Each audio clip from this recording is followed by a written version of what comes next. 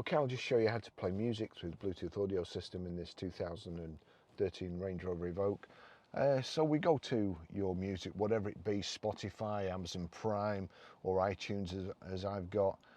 Click on there, you'll see at the bottom, Range Rover Evoque. If I just click on there, speakers and TVs, Range Rover Evoque or iPhone, the Range Rover is ticked. So anything that plays on my phone, whether it be YouTube soundtrack or whatever, will come through the sound system in the vehicle if you have it set right. So I'm going to click play.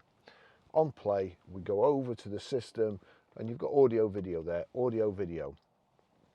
It's on radio at the moment. What you need, it's on radio, and not only that, but this is what I wanted to show you.